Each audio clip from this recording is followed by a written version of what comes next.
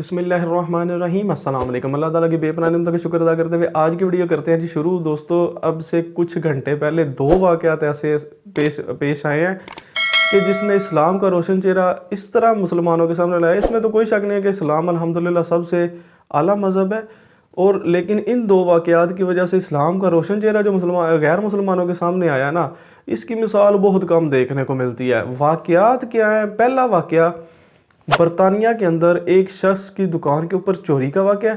दूसरा वाक़या, कतर में जो वर्ल्ड कप हो रहा है ना फुटबॉल का, उसमें एक मैक्सिकन फ़ैन का। अभी आपको सबसे पहले बात करते हैं ये जो बरतानिया के अंदर वाक़या आया। वाक़या क्या हुआ है, एक अपने भाई हैं मुसलमान भाई, उनकी शॉप है मोबाइलों की शॉप। उस शॉप के ऊपर ना एक गैर मुस्लिम बंदा उनसे मोबाइल परचेज़ करने आता है।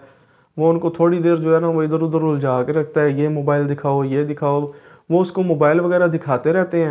वो बंदा ना असल में मोबाइल लेके ना भागने की फिराक में होता है कि वो मोबाइल चोरी करके ना वहाँ से भाग जाए। अब ये भाई उसको एक मोबाइल दिखाते हैं, वो लेके फ़रार होने की कोशिश करता है, लेकिन जो उनका मेन डोर होता है ना शॉप का, वो लॉक हो, क्योंकि हो सकता है कि उन्होंने ऑटो लॉक जो है वो लगवाया हो सकता है उनके साथ पहले भी कुछ इस तरह के वाक़यात आए हों, तो उन्होंने उसकी वजह से जो है ना वो ऑटो लॉक लगवा लिया हो। तो खैर, उनका जो मेन डोर होता है ना वो लॉक होता है। इस लड़के से भागने नहीं होता, ये वापस आ जाता है। शॉप ओनर जो है ना वो इससे मोबाइल ले लेता है और इसको बोलता है कि आप जा सकते हो। वो जो लड़का होता है ना वो इनसे बोलता है कि आप पुलिस वगैरह तो नहीं बुलाओगे? तो ये कहते हैं नहीं। वो फिर इनसे पूछता है कि आप मेरे पे कोई मुकदमा वगैरह तो नहीं करोगे? वो इनसे ये उससे बोलते हैं कि नहीं, हम आप पे कोई मुकदमा नहीं करेंगे, आप जा सकते हैं। क्योंकि आपको पता है यूरोप ममालिक के अंदर अगर कोई भी थेफ्ट करते हुए कोई भी चोर वगैरह पकड़े जाए ना, तो सबसे पहले उसको पुलिस के हवाले किया जाता है ताकि वो दोबारा से ये काम ना करे, और इसकी बड़ी सख्त सज़ा दी जाती है उन ममालिक के अंदर।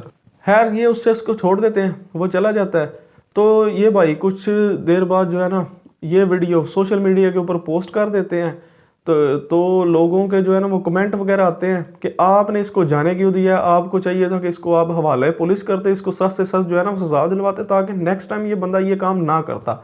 लेकिन उन्होंने बोला कि मैंने जो है ना वो एक हदीस पाक पढ़ रखी है जिसमें अल्लाह के नबी ने फरमाया कि अगर तुम दूसरों पर रहम करोगे, दूसरों को माफ़ करोगे, तो अल्लाह ताला तुम पर रहम करेगा और तुमको माफ़ करेगा। तो सोशल मीडिया के ऊपर पोस्ट वगैरह करने के बाद जो है ना इन्होंने सोशल मीडिया के ऊपर एक और पोस्ट की जिसमें इन्होंने बोला कि ये शख्स जो है वो हमारे पास आगे हमसे रब्ता करे। अगर इसके पास खाने पीने के पैसे नहीं है, हम इसको खाना पीना देंगे। कारोबार नहीं है, हम इसको काम देंगे, अपने पास काम पे रखेंगे। क्योंकि कोविड के बाद जो है ना वो कुछ हालात ऐसे हो गए हैं कि कुछ लोगों के जो है वो कारोबार चले गए हैं। तो इन्होंने बोला कि ये बंदा हमारे पास आए, अगर ये किसी भी परेशानी में मुब्तला है ना, तो हम कोशिश करेंगे कि हम इसकी परेशानी जो है ना वो दूर करें। अब इस बंदे ने जो ये बात लिखी है ना सोशल मीडिया के ऊपर कि हमें अल्लाह के नबी सल्लल्लाहु अलैहि वसल्लम ने इस चीज़ की तालीम दी है कि अल्लाह ताला फरमाता है कि तुम दूसरों को माफ़ करो, दूसरों पे रहम करो, मैं तुमको माफ़ कर दूंगा, मैं तुम पे रहम करूंगा।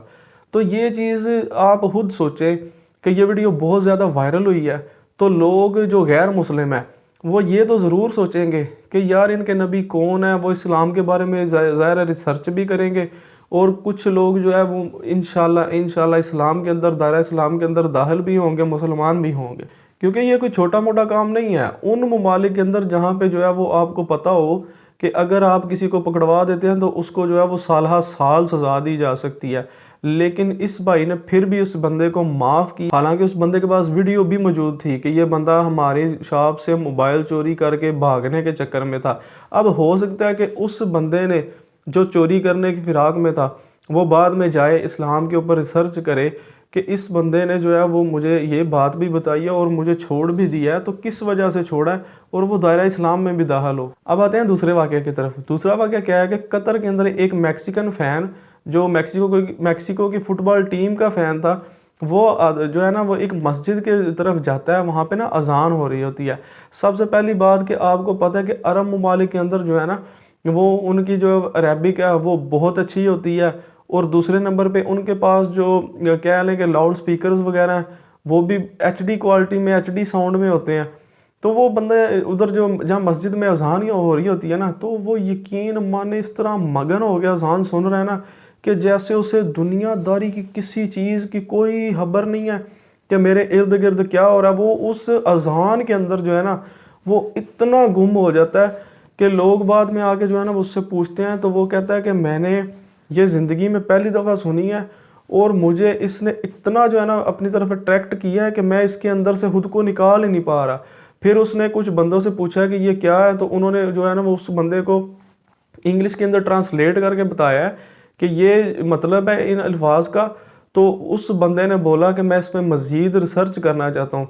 अब आपको पता है कि कतर ने जो है ना वो लोगों को इस्लाम का जो है ना असली चेहरा दिखाने के लिए, इस्लाम की इशाअत के लिए कितना पैसा लगाया है, तो उसमें उनको किस हद तक कामयाबी मिल रही है।